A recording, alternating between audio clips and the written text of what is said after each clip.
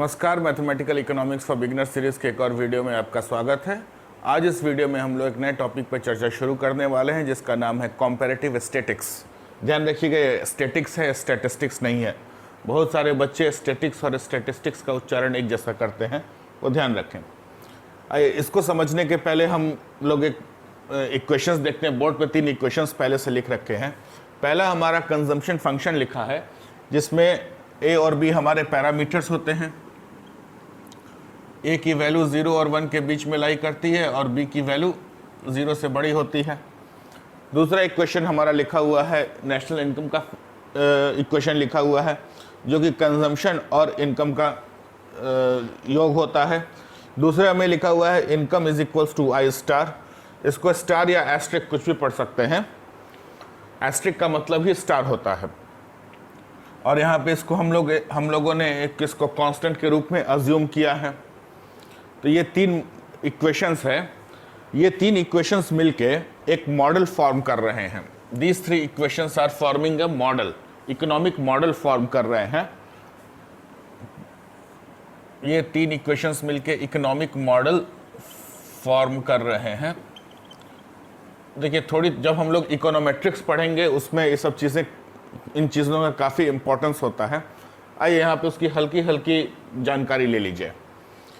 और इस economic model को हम लोग क्या कहते हैं, इसमें जो 3 इक्वेशंस दिए हुए हैं, इन 3 इक्वेशंस को हम लोग कहते हैं स्ट्रक्चरल इक्वेशंस।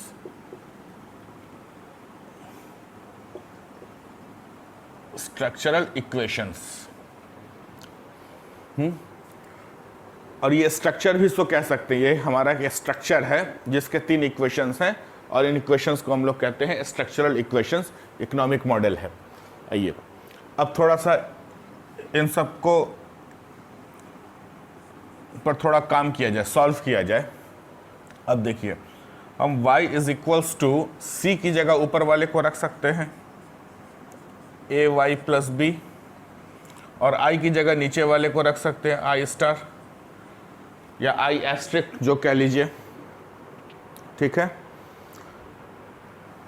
अब हम इसको रीअरेंज अगर किया तो y minus A Y is equals to B plus I star या आई एस्ट्रिक लिख सकते हैं।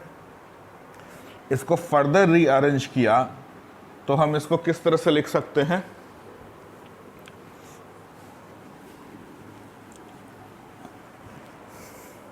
इसको फर्दर हम लोग रीअरेंज किया तो इसको इस तरह से लिख सकते हैं, y is equals to B plus I star upon 1 minus A. ऐसा कुछ लिख सकते हैं। देखिए, अब हमारे पास एक इक्वेशन निकल कर आया।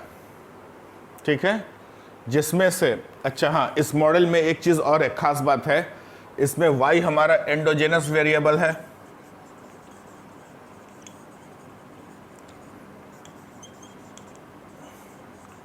एंडोजेनस वेरिएबल है। ए और बी हमारे पैरामीटर्स है, इसकी चर्चा पहले हो चुकी है।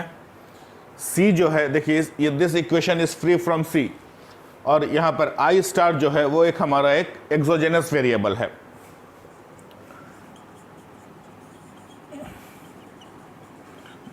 एंडोजेनस वेरिएबल और एक्सोजेनस वेरिएबल पर चर्चा पहले हो चुकी है। यहाँ पे एक हल्का सा रिवीजन हो जाए। एंडोजेनस वेरिएबल होता क्या है? जो भी हमारा डिपेंडेंट वेरिएबल होता है उसको आप एंडोजेनस वेरिएबल कह सकते हैं। Endogenous variables are very much similar to dependent variable in nature. ध्यान दीजिएगा, endogenous variables are very much similar to dependent variables in nature. लेकिन एंडोजेनस वेरिएबल और डिपेंडेंट वेरिएबल एक होते हैं, ऐसा बिल्कुल भी नहीं है। इस चीज़ का हमेशा ध्यान रखिएगा आप लोग। ये उनके जैसा होता है। यहाँ समझने के लिए एंडोजेनस वेरिएबल या कॉन्सेप्ट को समझने के लिए इतना पर्याप्त है कि समझ लीजिए कि मोटा मोटा कुछ ये डिपेंडेंट वेरिएबल के जैसा होता है। ठीक है, अब देखिए यहाँ पर हमको एक इक्वेशन नया मिला, y is equals to B plus I star upon 1 minus A. यहाँ पर क्या है, y हमारा एक एंडोजेनस वेरिएबल है। ठीक है, जिसकी वैल्यू किस पे डिपेंड कर रही है, जिसकी वैल्यू पैरामीटर्स और एक्सोजेनस वेरिएबल्स पे डिपेंड कर रही है। और इसको अब देखिए, ये जो पूरा हमारा 3 इक्वेशंस का एक मॉडल था, उसको हम लोगों ने एक छोटा फॉर्म बना दिया। इस छोटे फॉर्म को कहते हैं हम लोग रिड्यूस्ड फॉर्म। ठीक है, ये थ्योरी जान लीजिए, थोड़ा सा आगे काम देगा आप लोगों को। इसको कहते हैं रिड्यूस्ड फॉर्म। अब इस रिड्यूस्ड फॉर्म में की खासियत क्या है कि यहां पर एक एंडोजेनस वेरिएबल है जिसकी वैल्यू जो है वो डिटरमाइन कौन सा कर रहा है, एक एक्सोजेनस वेरिएबल कर रहा है, फिर प्लस 2 पैरामीटर्स हमारे इसकी वैल्यू को डिसाइड कर रहे हैं। और एक चीज़ और देखिए, ये y जो है ये हमारा इक्विलिब्रियम पे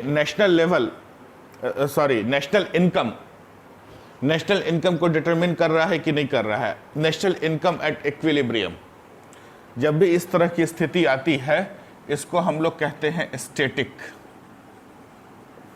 ये वही वाला स्टैटिक है, ठीक है, इसको हम लोग कहते हैं स्टैटिक या स्टैटिक्स कहते हैं, ठीक है। और यहाँ पर क्यों कहते हैं, क्योंकि यहाँ पे मान लिया जाता है कि हमारा जो इक्विलिब्रियम लेवल है वो इंस्टेंटली होता है, उसी क्षण हो जाता है। जब इंस्टेंटली होता है तो ये स्टैटिक हो जाएगा। अच्छा हाँ, एक और कॉन्सेप्ट है, टाइम डिपेंडेंस का कॉन्सेप्ट है, वो हम लोग आगे पढ़ेंगे। टाइम डिपेंडेंस का कॉन्सेप्ट भी हम लोग आगे पढ़ेंगे। फिलहाल इतना समझ लीजिए कि यहाँ पर जो इक्विलिब्रियम लेवल जो अचीव होता है वो इंस्टेंट होता है, ठीक है। तो इसी स्टडी को जब हम एक एंडोजेनस वेरिएबल की वैल्यू हम एक एक्सोजेनस वेरिएबल और पैरामीटर्स के हेल्प से जब हमको मालूम चलती है, ऐसी स्थिति को हम लोग कंपैरेटिव स्टैटिक्स कहते हैं। क्लियर है यहां तक? आइए अब इस पे ही चर्चा करते हैं। हम अपने पूरी की पूरी चर्चा को इस पे फोकस करते हैं। ये जो इक्वेशन है हमारा y is equals to b plus I upon 1 minus है, इसी पर चर्चा करते हैं। अब देखिए, अब हम इससे क्या क्या ज्ञात कर सकते हैं।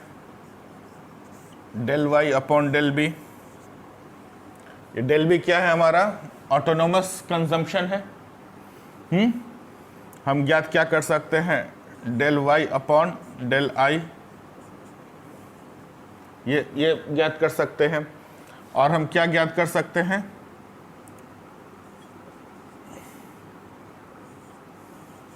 ये भी ज्ञात कर सकते हैं, del y upon del a। अब देखिए, तीनों में सबसे टेढ़ा काम इसी को है निकालना, ठीक है। चलिए सबकी वैल्यू पहले निकाल लेते हैं, फिर देखते हैं टेढ़ा है भी कि नहीं है। Del y upon del b कितना होगा। अच्छा, पूरे इक्वेशन को ऐसे लिख सकते हैं,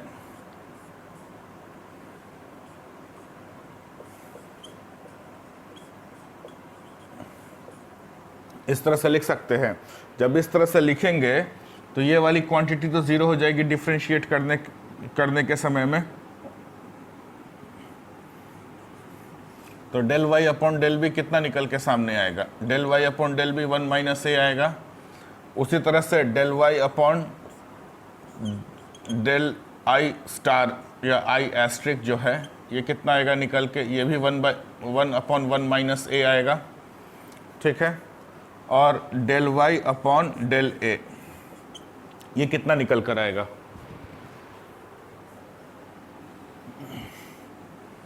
अगर हम इसमें चेन रूल का यूज करते हैं तो ये कुछ इस तरह से निकल कर आएगा।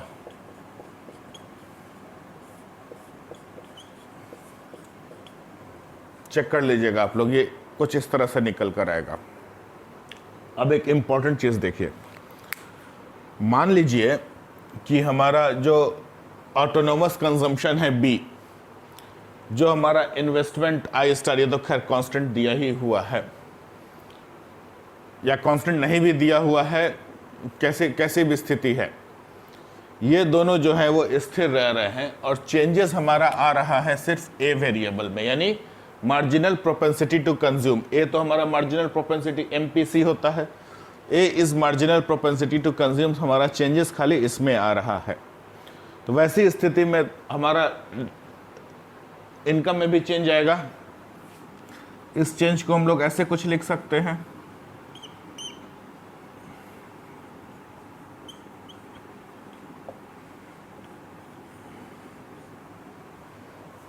ठीक है, ऐसा लिख सकते हैं कि नहीं लिख सकते हैं।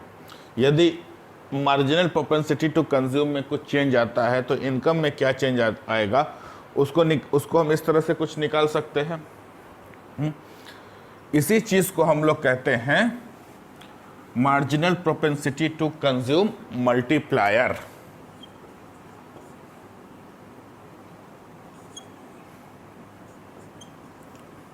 तो ये वाली जो चीज हमारे निकल के आएगी इसको कहेंगे मार्जिनल प्रोपेंसिटी टू कंज्यूम, इसको एमपीसी मल्टीप्लायर।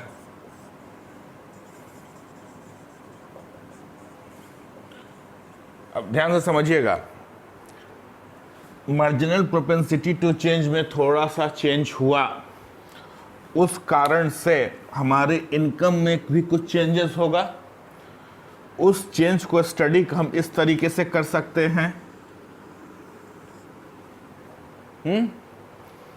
जब इस तरह से स्टडी कर सकते हैं, चेंजेस को हम स्टडी कर रहे हैं, तो ये मल्टीप्लायर कह सकते हैं कि नहीं कह सकते हैं इसको। यहाँ डेल्टा ए से मल्टीप्लिकेशन हो रहा है कि नहीं हो रहा है, इसीलिए इसको हम एमपीसी मल्टीप्लायर कहेंगे। उसी तरह से हम इसको इन्वेस्टमेंट मल्टीप्लायर कहेंगे। इन्वेस्टमेंट मल्टीप्लायर से और इससे एमपीसी मल्टीप्लायर से काफ़ी प्रश्न आते हैं परीक्षाओं में, छोटे छोटे एक नंबर के न्यूमेरिकल्स आते हैं। वहाँ पे कई सारे बच्चों को देखा है कि ये फार्मूला उनको एकदम रटा होता है, एग्ज़ाम में जाके फार्मूला रखते हैं, खटाक से उत्तर निकाल देते हैं।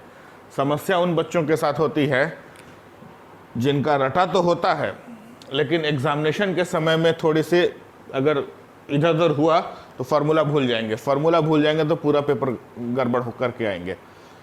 तो ये डेराइव कैसे हुआ, इसका मतलब क्या होता है, इसलिए यही हमारा उद्देश्य था, पूरा थ्योरी समझाने का। उसी तरह से इसको हम ऑटोनोमस कंजम्पशन मल्टीप्लायर कह सकते हैं। ऑटोनोमस कंजम्पशन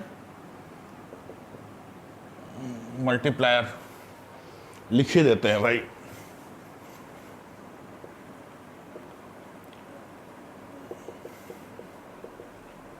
ठीक है, अब आइए, अब हम विचार करते हैं मल्टीप्लायर्स के ऊपर। मल्टीप्लायर्स होते क्या हैं, चलिए इन तीनों को रहने देते हैं। देखिए, मल्टीप्लायर से हमको फ़ायदा क्या है।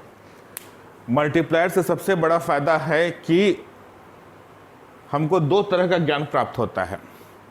कि पहला ज्ञान क्या प्राप्त होता है कि नेचर ऑफ चेंज किस तरह का होगा। पहला ज्ञान प्राप्त होता है वो सिर्फ देखते ही, सिर्फ हम ये जो हमारा डेल्टा ए को देखकर ही हम बता सकते हैं कि हमारा नेचर ऑफ चेंज क्या होगा। डेल्टा ए देखकर ही बता सकते हैं कि ये वाई बढ़ेगा कि घटेगा। सपोज कीजिए अगर कोई एमपीसी हमारी जो है वो 0. मान लीजिए 6 है, अगर एमपीसी बढ़ के 0.7 हो जाती है तो हमारी नेशनल इनकम बढ़ेगी कि घटेगी ये हम बता सकते हैं।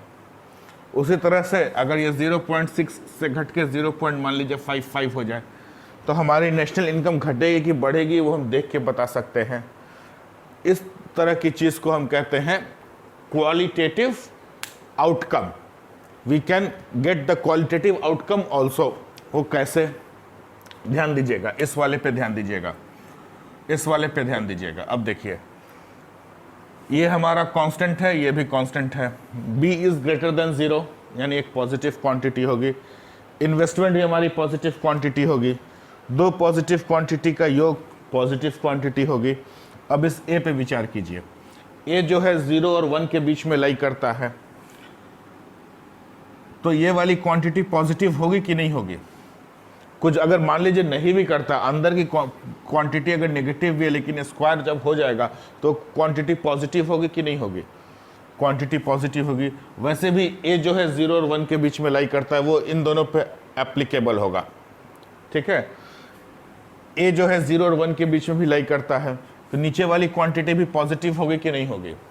जब क्वांटिटी पॉजिटिव होगी और उसमें मान लीजिए अगर इंक्रीज हो रहा है, एमपीसी में कुछ डेल्टा इंक्रीज हो रहा है, तो इंक्रीज हो रहा है यानी पॉजिटिव क्वांटिटी होगी, positive quantity into positive quantity is equals to positive quantity. इसका मतलब हमारी नेशनल इनकम भी इंक्रीज होगी। इसको कहते हैं क्वालिटेटिव रिजल्ट। अब आइए, अब सवाल उठता है कितना होगा। कितना को हम लोग कहते हैं क्वांटिटेटिव रिजल्ट। कितना होगा उसको जानने के लिए बस जो भी हमारे पास न्यूमेरिकल में वैल्यूज दी रहती हैं उन वैल्यूज को पुट कर देते हैं और हमारा आंसर निकल जाता है। तो मल्टीप्लायर से का दो फायदा है, एक क्वालिटेटिव आउटकम मिलता है, क्वांटिटेटिव आउटकम मिलता है। क्वालिटेटिव आउटकम के लिए क्या है, हम खाली एक्सप्रेशन देखकर ही हम बता सकते हैं कि हमारा रिजल्ट जो हमारा आउटकम होगा वो पॉजिटिव होगा या फिर नेगेटिव होगा। क्लियर है यहाँ तक? तो चलिए इस टॉपिक पर एक हम लोग न्यूमेरिकल करके कॉन्सेप्ट को थोड़ा सा और क्लियर करते हैं। देखिए बोर्ड पर एक क्वेश्चन दिया हुआ है। क्वेश्चन क्या कहता है, by substituting y is equals to b plus I asterisk upon 1 minus a into c is equals to a y plus b, right down the reduced equation for c in terms of a b and i star और i asterisk, hence show that the investment multiplier for c is a upon 1 minus a. Deduce that an increase in investment always leads to increase in consumption. Calculate the change in consumption when investment rises by 2 units if its MPC is 1/2. आइए, बहुत आसान question है। कहता क्या है कि इस वाले को यहाँ पे रख दो। क्वेश्चन ही कह रहा है रख दो। आइए रख के देखते हैं। a into b plus I star divided by 1 minus A. अच्छा हाँ, इसको स्टार कहिए या एस्ट्रिक कहिए, मतलब एक ही होता है। एस्ट्रिक किसी लैटिन भाषा में या ग्रीक भाषा में या किसी दूसरी भाषा में इसका मतलब स्टार को एस्ट्रिक से ही डिनोट किया जाता था पहले के ज़माने में, और इसी से एक शब्द निकल कर आया, एस्ट्रिक से ही शब्द निकल के। देखिए एस्ट्रिक की स्पेलिंग कुछ इस तरह से होती है, एस्टेरिस्क, ठीक है। इसमें से एक शब्द निकल के आया एस्टर। एस्टर शब्द का सबसे अच्छा प्रयोग होता है डिजास्टर में। थोड़ी सी इंग्लिश भी हम लोग सीख लेते हैं। डिजास्टर में प्रयोग होता है। यहाँ पे एस्टर का मतलब हो गया स्टार और डिस का मतलब हो गया कोई भी चीज़ आपके अगेंस्ट होती है उसको डिस या फिर नेगेटिव सेंस में यूज़ करते हैं। इट मीन्स डिजास्टर का मतलब तो आप लोग को मालूम ही है, it means when the stars are against you, ठीक है। यहाँ से डिजास्टर शब्द निकल कर आया है। तो थोड़ी सी हम लोग कभी कभी वोकैबुलरी पे भी चर्चा कर लिया करेंगे, ठीक है। आइए बस इतना हाँ कर दिया, प्लस बी। आइए इसको सिंप्लीफाई करते हैं हम लोग। होता है ना एस्टेरॉइड्स, एस्ट्रोनॉट्स, वहीं से शब्द निकल कर आया है। आइए इसका एलसीएम लेते हैं हम लोग। एलसीएम कितना होगा, 1 माइनस ए होगा। इसको खोल देंगे, A B plus A I star हो जाएगा, plus B into 1 minus A is equals to A B plus A I star plus B minus A B upon 1 minus A. अब देखिए ये ए बी से ये ए बी कैंसिल आउट हो जाएगा। थोड़ा सा नीचे को रब कर दिया जाए,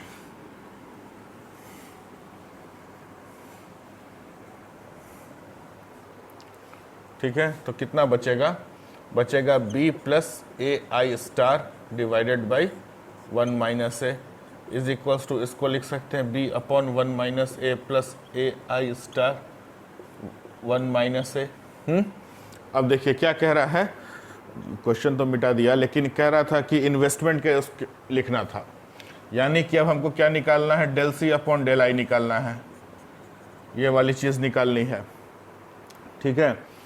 ये वाली चीज़ निकालने के लिए क्या करेंगे, ये वाली क्वांटिटी तो ज़ीरो हो जाएगी, और ये पूरा जो है ये भी एक कांस्टेंट हो जाएगा। यही तो निकालने को कह रहा था हमको, a अपॉन 1 माइनस है। अब देखिए अगला क्वेश्चन क्या कह रहा है, deduce that an increase in investment always leads to increase in consumption. आइए अब समझते हैं, ये तो हमारा इन्वेस्टमेंट मल्टीप्लायर हो गया, हुआ कि नहीं हुआ? अगर इंक्रीज इन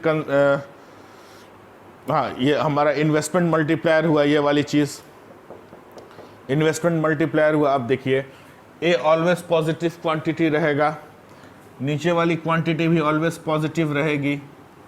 तो अब अगर हम इंक्रीज निकालना होगा, इंक्रीज इन कंजम्पशन निकालना होगा तो कुछ इस तरह से निकालेंगे। इसको चलिए दूसरे इंक से लिखते हैं, कुछ ऐसे ही ना निकालेंगे, is equals to del C upon del I star into del I, कुछ ऐसे ही ना निकालेंगे। अब देखिए ये वाली जो मल्टीप्लायर है हमारा, मल्टीप्लायर पर हम लोग पहले चर्चा कर चुके हैं, पूरी क्वांटिटी पॉजिटिव होगी, पूरी क्वांटिटी पॉजिटिव होगी और कह रहा है कि ये भी पॉजिटिव है, डेल आई भी पॉजिटिव है, क्योंकि यहाँ इंक्रीज की बात कर रहा है। कहाँ गया? Increase in investment. जब दोनों क्वांटिटी पॉजिटिव होगी तो ये भी तो हमारी पॉजिटिव क्वांटिटी होगी, जब ये पॉजिटिव क्वांटिटी होगी तो हमारा कंजम्पशन भी इंक्रीज हो ही जाएगा। अब चलिए यहाँ तक तो बातें एकदम क्लियर होंगी। Calculate the change in consumption when investment rises by 2 units. अब देखिए इन्वेस्टमेंट राइजेस बाय 2 यूनिट्स कितना दे रहा है? डेल्टा आई दे रहा है हमको 2। इफ द MPC मीन्स ए की वैल्यू कितनी है? 1/2 कह लीजिए, 1/2 या 0.5 कह लीजिए, बस a upon 1 minus a, 0.5 upon 1 minus 0.5 is equals to 0.5 upon 0.5, ये 1 हो जाएगा, 1 इंटू 2 हो जाएगा, तो चेंज इन कंजम्पशन हो जाएगा कितना? 2 यूनिट्स। ये हमारा आंसर निकल के आ जाएगा। इस तरह से पूरा प्रोसेस होगा। पूरा प्रोसेस बताने का मोटिव क्या था कि आप लोगों को रटना कुछ नहीं पड़े। ह्यूमैनिटीज़ के पेपर्स के बारे में, ह्यूमैनिटीज़ के सब्जेक्ट्स के बारे में एक आम धारणा है जनमानस के बीच में, ये रटने वाली चीज़ें होती हैं। जबकि यकीन मानिए कोई भी ह्यूमैनिटीज़ का पेपर, कोई भी पेपर हो, चाहे वो लिटरेचर ही क्यों ना हो, फिलॉसफी क्यों ना हो, हिस्ट्री क्यों ना हो, सारे कॉन्सेप्ट बेस्ड होते हैं। रटना कुछ नहीं है किसी में। रटने वाला ज़माना, पहले पैटर्न भी एग्जामिनेशन का आता था कि 4 किताबें पढ़ लो, अच्छे से पढ़ के लो, पी जाओ, उन्हीं में से क्वेश्चंस आते थे। लेकिन आजकल जिस तरह से कॉम्पिटिटिव एग्जाम्स में क्वेश्चंस आ रहे हैं, जिस बच्चे ने विषय वस्तु को नहीं समझी है, बहुत मुश्किल हो रही है उसके लिए एग्जामिनेशन क्रैक करना। इसीलिए आपने देखा होगा कि जो भी सिविल सर्विसेज एग्ज़ाम जैसे यूपीएससी जो आईएएस की परीक्षा लेता है, उसमें कितने इंजीनियर्स और मैनेजर्स कम्पीट करके आ रहे हैं, और वो लोग सब ह्यूमैनिटीज़ के सब्जेक्ट ही लेते हैं, मैक्सिमम ह्यूमैनिटीज़ के सब्जेक्ट लेते हैं। और वो सक्सेसफुल क्यों होते हैं? क्योंकि ये विषय जो होता है साइंस और इंजीनियरिंग के विषयों की तुलना में समझने में थोड़ा सा आसान होता है, और वो चीज़ें बहुत अच्छे से समझ लेते हैं, तो उनके लिए एग्ज़ामिनेशन एकदम हलवा हो जाता है। वही जो हमारे यहाँ एक चली हुई है प्रथा की तोता की तरह रट लो, रट के उसके बाद वही बस मामला वहाँ गड़बड़ हो जाता है। तो मेरे हिसाब से इस वीडियो को यहीं आज रोका जाए, फिर अगले वीडियो में हम लोग थोड़ा इन्हीं कॉन्सेप्ट्स को और थोड़ा एक्सपैंड करेंगे और वहाँ पे कुछ नई चीज़ें सीखेंगे। ये वीडियो आपको कैसी लगी हमें कमेंट सेक्शन में ज़रूर बताइएगा। यदि अच्छी लगी हो तो अपने दोस्तों के साथ खूब शेयर करें ताकि उन्हें भी इस तरह के वीडियोस का लाभ मिल सके। मिलते हैं अगले वीडियो में नए टॉपिक के साथ। नए टॉपिक क्या, इसी टॉपिक के साथ मिलते हैं, इसी टॉपिक का फर्दर एक्सपेंड करेंगे हम लोग, कुछ नई चीज़ें सीखेंगे, कुछ नए मल्टीप्लायर्स देखेंगे। तब तक के लिए जय हिंद।